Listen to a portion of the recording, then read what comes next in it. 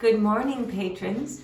I just want to remind you before we start our work today that all you need is a simple sheet of paper and 3 colors, red, yellow, and blue. They can be any material, but I like colored pencil for this work. I think it's really nice to have a clipboard or a book, and I want to remind you that you can do these art pieces anywhere. You don't have to be at a desk or a table like I am. You might even be sitting on your couch or even in your bed if you're getting over something. So go ahead and do art anywhere you are and experience the benefits. Okay, the first thing I'm going to do is just take another piece of paper and fold it in half.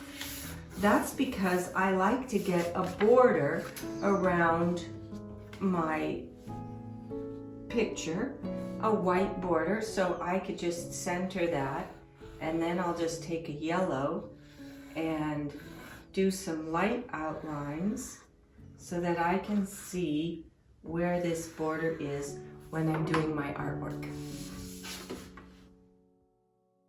Okay, patrons, let's start today with yellow, and rather than having yellow come from the upper right or the upper left, I want you to have the yellow just expanding in the center of your page, in the center of your white.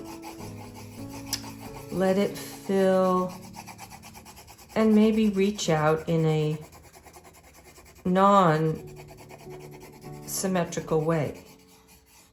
So it may bulge a little on its edges and sort of ends up looking like somewhat of a blob or a shape that is amorphic,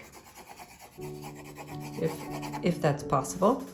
And then I want you to go right to your blue and allow blue to surround from below. And if you go way back to our very first invitation lessons, you will find a very similar beginning to this composition, with yellow above, emanating, and blue below, enveloping and surrounding lightly the yellow. Yellow and blue. And then I want you to switch right back to your yellow again and begin to strengthen the yellow, characterize the yellow by simply darkening the yellow in places where you feel it beckons. And just let the yellow expand and brighten where you see it, and then go ahead and bring yellow right into the blue to create green.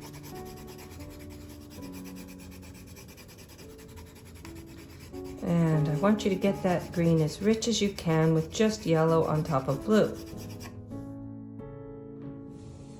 Let's deepen the green by bringing some blue right on top.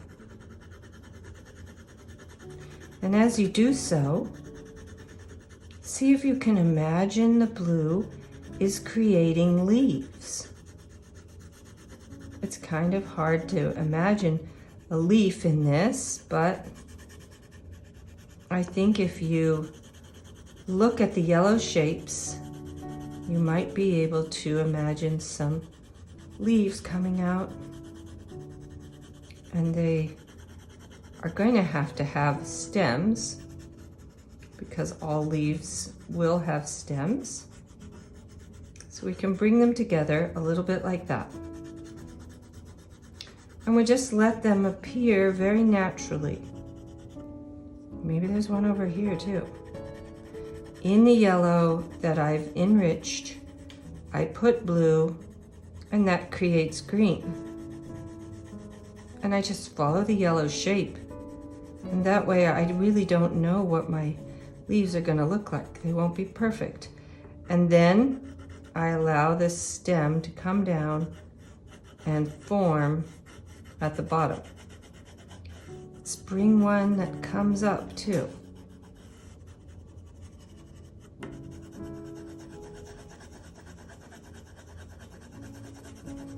There's another leaf.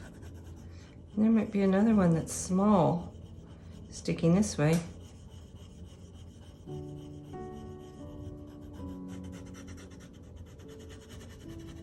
now I'm going to come back to my yellow and let yellow enliven again, brighten, and fill the space as I want it to. Now you'll notice that I'm ending up with a couple of white spaces, and in there I'm going to allow red to lightly appear.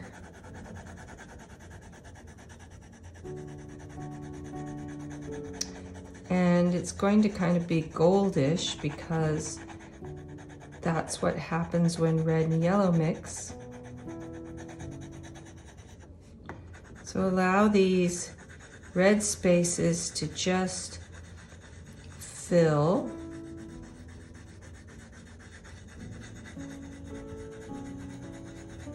And don't worry too much about how they look. They are going to become flowers, very specific flowers in fact, but I don't want to tell you what kind they are because I want you to find them naturally. So let's just fill red spaces like that. So now you see we have a composition of yellow and blue with green and red, and we need to bring those together. So what I want you to do is just allow some blue first to reach forward to the red spaces.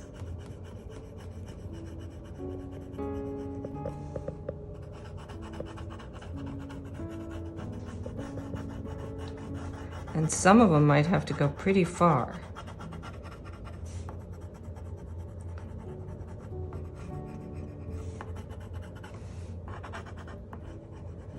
And then I want you to come back to the reds and begin to do some rounding forms on the outside.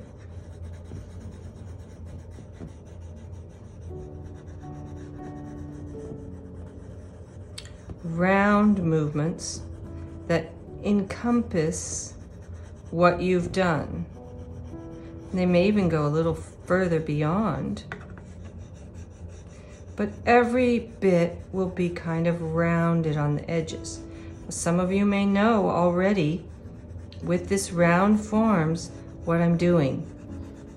It's going to be roses, but don't worry about making them look too much like roses to begin with. Just know that roses are round on the outside, so you take whatever form you've created and coax it round on its edges.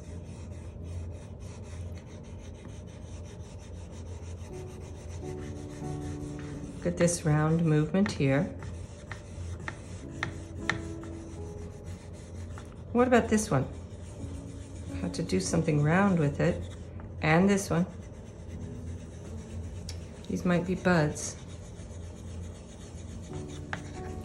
And if I do create something new like this, I'll need a stem that comes out to it. And every stem is going to have a little green to it, even the bottom of these.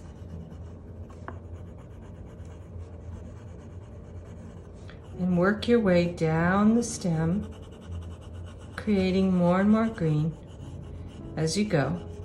And here, let's look at these leaves too. Form them with a little bit more. Work your way down, down, down, until you are down in the blue again. And then let's enrich that blue.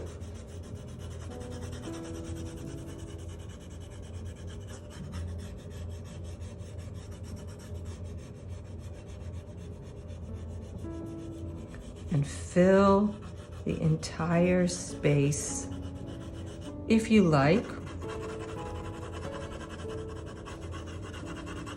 or you can leave some white.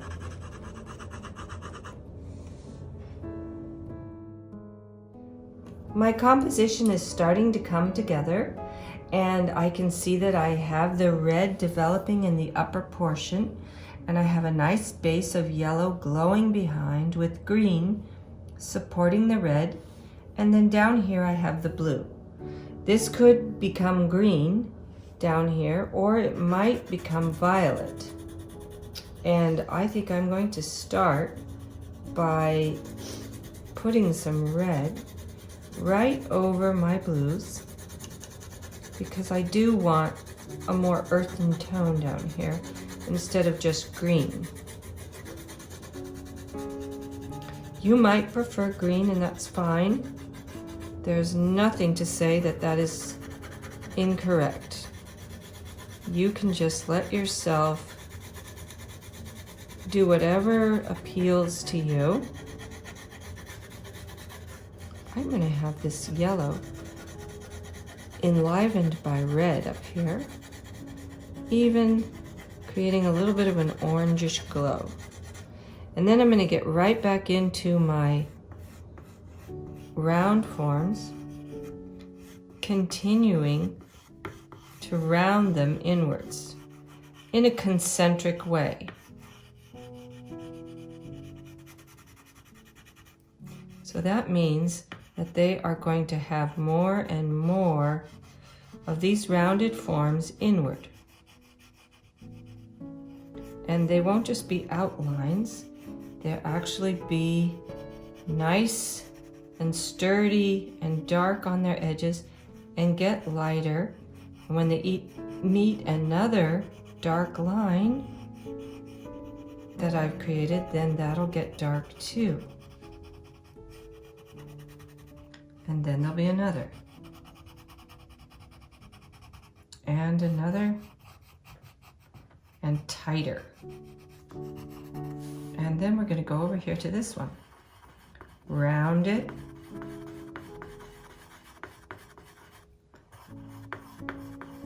Let it be lighter as it comes in. Round and concentric, ever going inward. So this one comes on the outside of this one. And this one comes here. So we have another one that goes inwards. And another one. And another one. And we'll come back and keep filling these out. But let's just keep going with our roses, each one concentric, circling inwards. Okay, so now let's start to work a little bit more in the leaves. We may want to actually add on some leaves, because with the roses, they usually have sets of 3. So we don't have to see every single leaf, but it might be nice to have some indicators that we do have 3 leaves. And along with that, we're probably going to want to extend our stems down to where we think they might come from.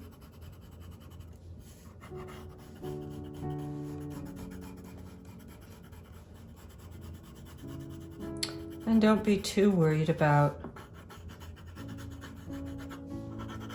if it's actually coming from the ground or from a central point on the stem. That won't be as important as actually getting on the sets of leaves, which will be, as I said, pretty much always in 3s.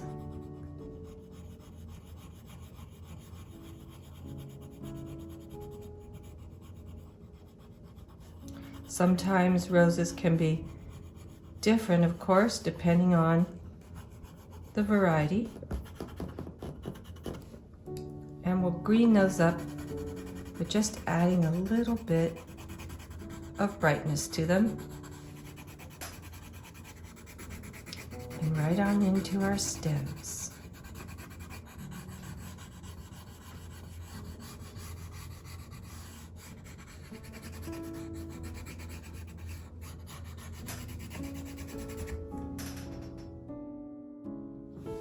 And now let's do a little bit more work in our roses.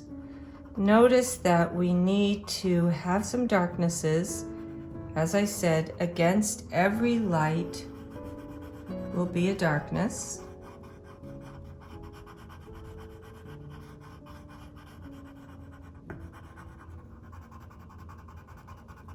And it might be helpful for you to look at a picture of a rose, and it might actually not be helpful for you to look at a picture of a rose too. So if you do look at a rose, I suggest that you just kind of glance at it and make conscious for yourself. Oh yeah, they do have somewhat of these edges on the outside, but don't copy the actual rose that you see. Let it appear naturally out of the color. And that way, it'll always look a little bit more natural. You may say to yourself, oh, I've got this big protrusion over here, so I need to add a little bit over here. And around here, let's keep working. Our roses, each one will have a little bit. I like this one because it seems to be facing this direction, because more of the petals are over here. And that's more interesting than always having them straight on. Let's see if we can turn this one a little bit by having it go this direction. And how I'll do that is add more accentuation on the right side of the rose.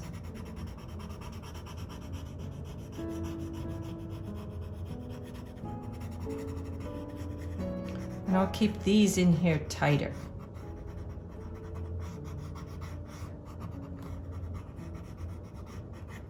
And here I have just a kind of tiny bud.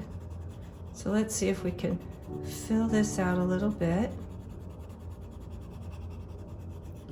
And here where it meets the top, I'll just add some scallops.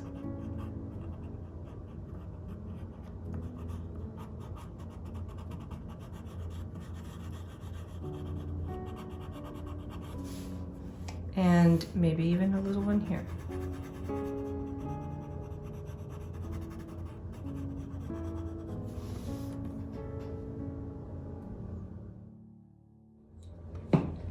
Okay, now you can get so focused in on your red roses that you'll forget all about your greens, and they need to be strong where they meet the stems to the flower particularly, because otherwise it just doesn't feel like they are supported. So let's bring a little bit of our greens back. And you may even want to do some detail on your leaves. Follow what the leaf says to do.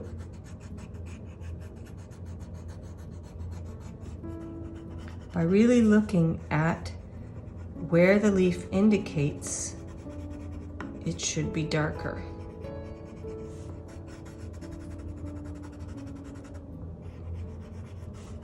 And come on down right into what we consider to be the base or the bottom, and strengthen blue, maybe even on the border. But also I want you to strengthen red down here too. If you have red down here, just let it get re-enlivened now.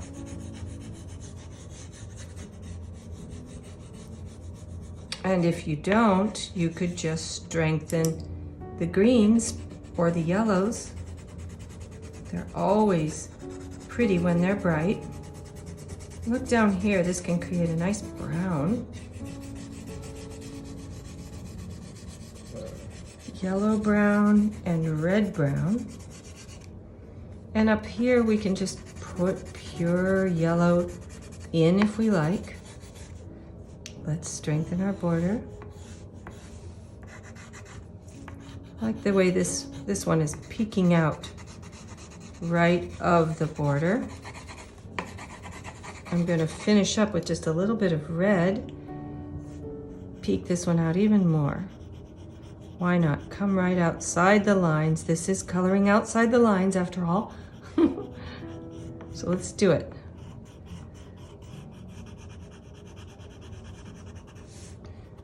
Strengthen the reds that you see need to be more powerful. Even bring a little bit of red right into the stems, or gold, very lightly in the yellow.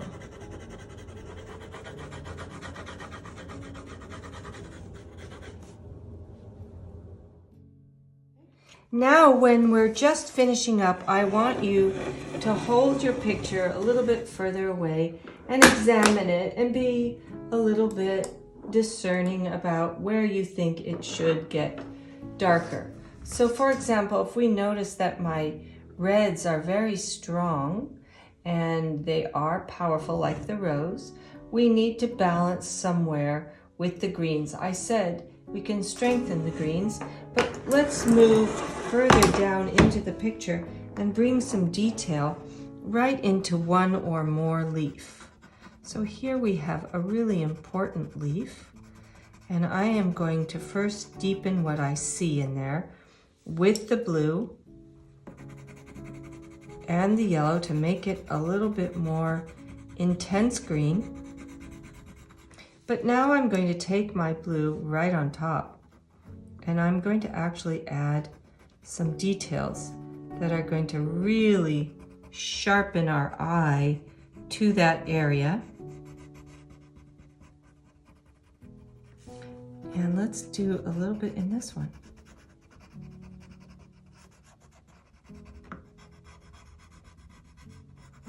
Can be a little bit greener if I add some yellow right on top.